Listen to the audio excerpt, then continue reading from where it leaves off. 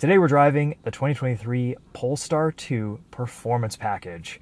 This sees a pretty substantial performance increase over the 2022 model year. We get an extra 67 horsepower and 15 pound-feet of torque, bringing the total power figure now to 469 horsepower, 502 pound-feet of torque. It's pretty quick. It's all-wheel drive, dual motor, of course. I've spent all week in this. Let's walk you around it, talk about it some. We'll take it for a drive and give you guys some thoughts on what it's been like to live with. So we've driven quite a few Polestar 2s, but not as many with this performance package. Polestar 2 starts at just under $52,000. This is spec'd all the way up to $67,650. It has the performance package, the plus package, and the pilot package. So we've got adaptive cruise control, lane keep assist, lane centering. We also have a recent update to the infotainment and some other UI inside the car, so we'll talk about that some. Of course, we get, with the performance package, these massive, I believe they're they're Brembo brakes. We get massive Brembo brakes with Continental Sport Contact 6 tires that you can see have been properly abused from some previous journalists. And we get the Öhlins dampers, or however you want to pronounce them. They are manually adjustable, so you have to go under the hood or raise the rear of the car and pull back some fender liners to make those changes. The suspension in this Polestar 2 is firm. It's on the sporty side. If you want a more comfortable ride, I would not get the performance package, but as this sits, it's a pretty fun car to drive. The Polestar 2 is a liftback, which is just cool. Got a lot of space underneath here. Charge cable. Some different configurations to keep grocery bags in check as you're pulling G-forces around corners on the way home. Seats fold down.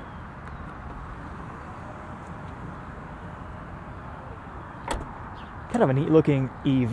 We've got a little bit more ground clearance, a little bit higher of a body. It's just kind of a tall, compact sedan. This is, of course, a Model 3 competitor. Nice looking interior. We've got some vegan materials in here. Lots of eco-conscious plastics and fabrics. It's not the largest interior space, but there's enough room in here. I'm 5'10". Seated behind my driving position, I'm comfortable enough. I have a good amount of headroom.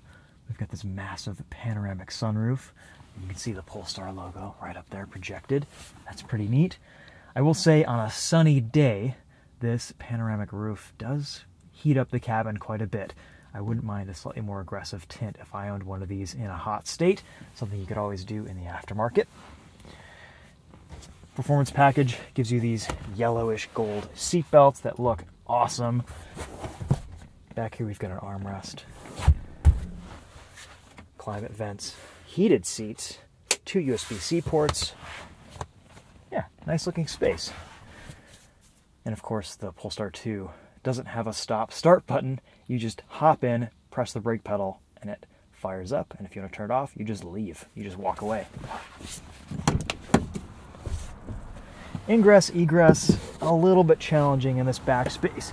This hump here to make room for that rear wheel arch gets in the way of getting in and out of this car a little bit, but not a huge deal. Charge port back here.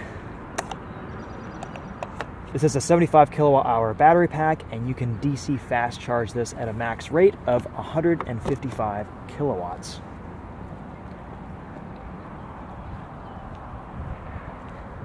Let's pop the hood, show you up front.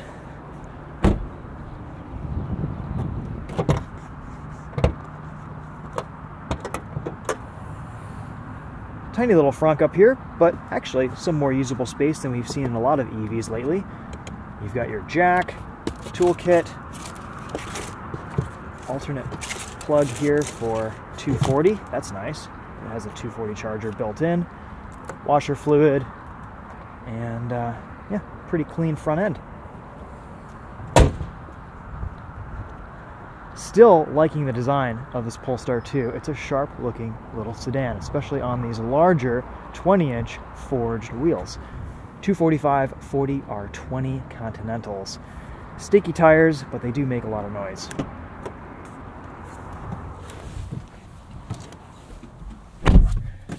As part of the Plus package, we get a Harman Kardon sound system, which sounds quite nice. Don't think we're going to be doing a sound system test today because we've done it in the past, but pretty nice audio system in this Polestar 2.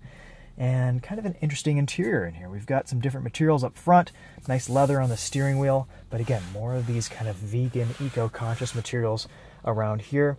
My only issue with them is they mark up really easily. They're easy to clean once you've got them marked up, but you'll notice like where my elbow rests, there's a little white spot right there, and it's just, they kind of just seem to get marked up and scratched up. And then you factor in this piano black right here, everything just kind of seems to look like it gets dirty very quickly. So you might want to just carry around a microfiber cloth and a little bit of detailing spray to kind of wipe things down in your interior often if that bothers you. Again, more gloss black here on the steering wheel, lots of fingerprints, same story with the screen. I think a microfiber is probably a necessity in the interior of your Polestar 2. And actually, it looks like Polestar gives you a cleaning cloth. That's probably for the screen though. There's a little pocket to put it right here. Second cup holder, another cup holder, big glove box, a lot of room in there. Not a ton of places to put things in this Polestar 2. That door pocket's kind of small. Maybe you could fit a water bottle sideways. These cup holders and water bottle holders are okay. Nice spots here to put your phone. You've got a couple USB-C ports down there to make connections. We finally get CarPlay in this Polestar. Volvo and Polestar both ran updates into these cars a little while ago to add CarPlay and Android Auto functionality. Of course, this is the Android-based operating system, so we get Google Play, Google Voice, Google Maps, all native with this infotainment, which is fantastic. Google Maps does a really nice job functioning as the standard navigation system. You can easily find chargers, you can find different locations. Let's see here, so if we just click chargers, it'll show us pretty much everything within a reasonable driving distance. It'll show us how fast the charger is, what's available. That's really nice. I like that. Great to have that natively available in the operating system here in the car. This infotainment is pretty quick and responsive, and it's reasonably well laid out. You can adjust some drive mode settings. You can change your steering feel, turn on ESC into sport mode. I have one pedal drive set to standard, so that means that it's going to bring me completely to a stop. You can turn creep on and off, driving assistance settings, charge settings. Let's see, if you go back to home and you swipe up here, you can also open up some performance pages, which is cool. Launch control, G meter, that's fun. I like that. Here's what your reverse camera looks like. 360 cam. Again, I do wish Volvo and Polestar would figure out a way to show the 360 cam and your reverse camera in the same screen. That's okay, it works. Super wide angle so you can see what's coming in your blind spots. That's actually pretty useful. Fully digital gauge cluster. You can configure this in a couple different ways. Have Google Maps show up in the background with everything kind of pushed to the side, or have a very minimal looking display with all of your charge meter, your range, your regen, your speed limit, speedometer, all that stuff displayed. I kind of like seeing Google Maps in there because it shows you your navigation while maybe you've got your main screen here on something else entirely. I like the seating and driving position in this Polestar 2. I feel very nice and low slung in this cabin. Everything kind of comes up around me. You know, larger drivers may find it a bit claustrophobic, but I kind of like it. It feels very sporty. Got a little bit more storage underneath here. 2-seat memory settings, auto up-down windows on all 4 corners. Yeah, nice little cockpit. Like these seats, very comfortable as always. And this is kind of a neat element up here. Visors don't slide, but they offer a decent amount of coverage. Okay, I think that's a pretty good walk around. Let's take this for a drive and see how it does on the road.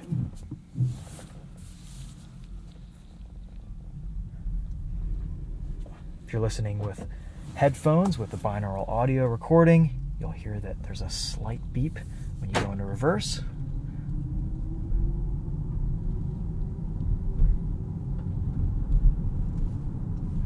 really, really like the one pedal driving in this Polestar 2. Volvo and Polestar have just done the best job with their calibration with one pedal driving these days.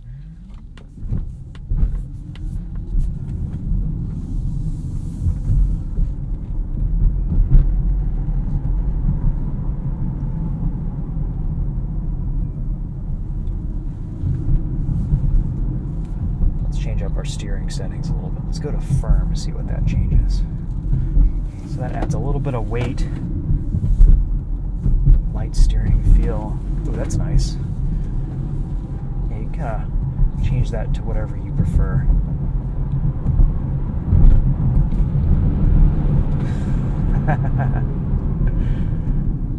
Pretty big performance from this Polestar 2 finally this year.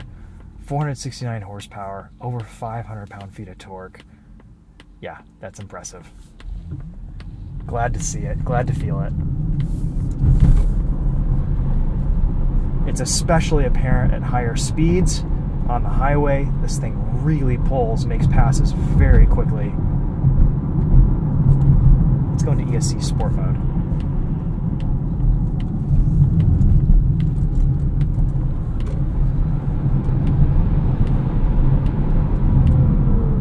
Really good feel from these Brembo brakes too. For an EV, I love the brake pedal feel here.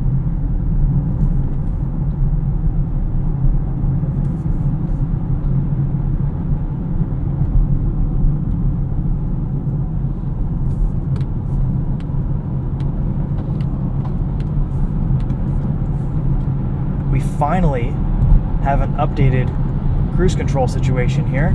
We can now switch between adaptive cruise and pilot assist by pressing the right button here on the steering wheel. Thank you, Volvo, thank you, Polestar, for bringing that back. Finally, it's so nice. It's fantastic. I was just complaining about this in a recent video with the S60 plug-in hybrid, and since that video, they've ran an update and fixed it in all Volvo and Polestar products, and yeah, this is a really nice highway driving assist system, and you can now quickly turn it on and off with the steering wheel button. You have to go deep into the infotainment menus to do that. Really comfortable car to cruise on the highway. Suspension settles down a little bit more at speed. You can change your following distance very easily. The closest following distance is actually surprisingly close in this Polestar 2. It's going to prompt me to put my hands back on the wheel. Let's give you guys just a quick pull here at speed. Ready? It's so quick. It's not Kia EV6 levels fast. It feels similar to maybe a Tesla Model 3 performance.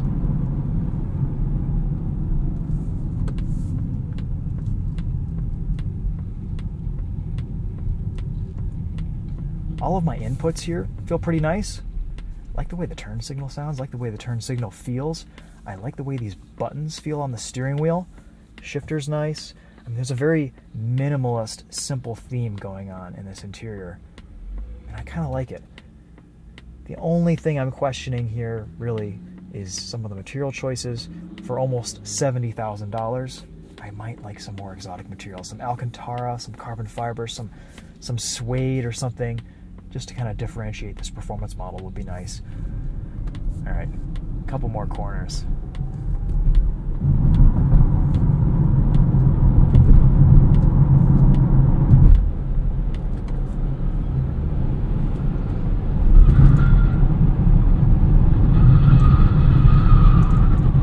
Still getting some intrusive stability control intervention there, even with ESC in sport mode. You can hear the system clicking away a little bit. A lot of safe understeer. The Polestars, the Volvos, have never been hoon machines. They keep you safe, but they do put down a lot of power and have decent grip. And I will say, the Öhlins dampers in this Polestar 2 feel great around a corner, and you can always adjust them, tune them to your liking, slightly tweak the handling balance for maybe a little bit more of a neutral feel, but ultimately you're not going to be sliding around in this thing. Noise, vibration, harshness, not a lot of wind noise at highway speeds. The only area where I'm feeling a little bit more NVH than I would like is just over bumps, over expansion joints. These 20-inch wheels, these tires, they're pretty loud over impacts. And that's been a typical thing that we've seen with the Polestar 2 and some Volvos recently too. There's just a little bit more impact noise over bumps than some of the competition. You hit a really rough road in this Polestar 2 and that's even more apparent. That could also be partially because these Continental tires have been completely shot from performance testing, I assume.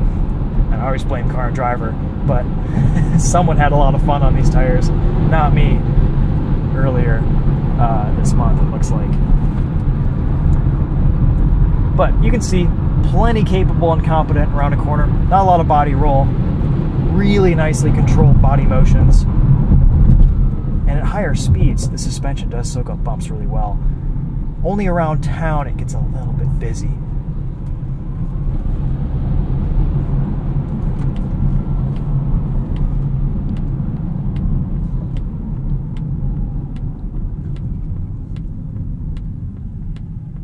We're almost up to full regen.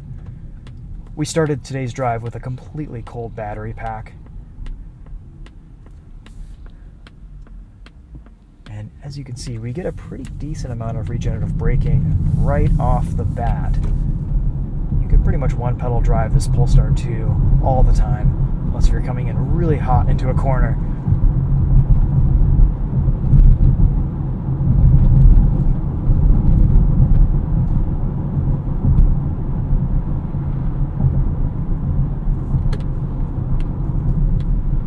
We'll hit a few more potholes here.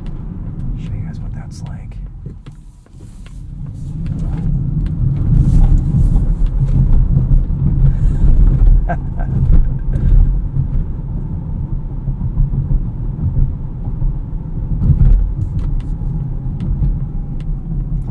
Alright, so how can we sum things up?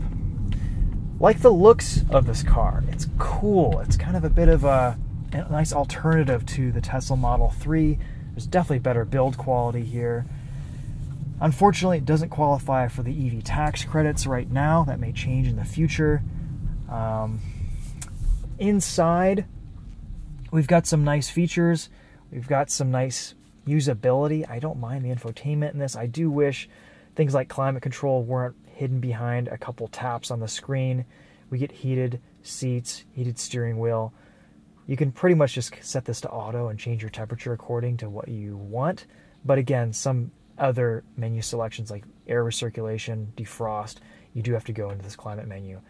However, if you're running navigation, you can just kind of leave this up and have it constant and see everything that you need to with your navigation and your gauge cluster display. So I like that. That's cool. You can kind of configure this how you want.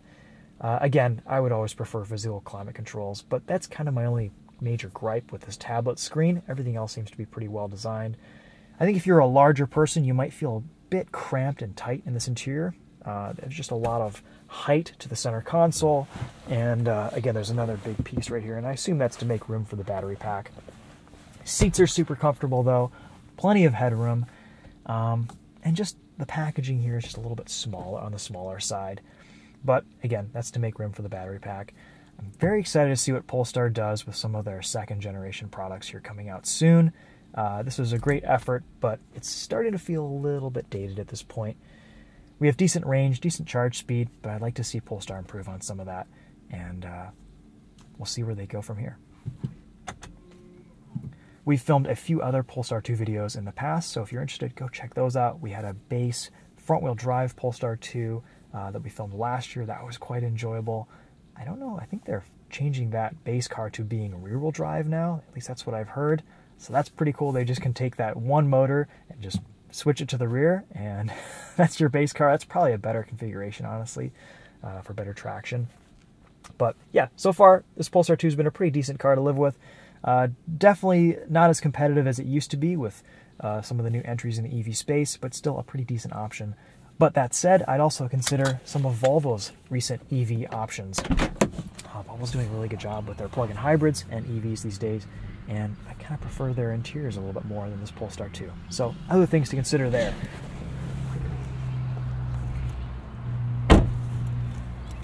Here's your key fob, kind of a matte black with a Polestar logo.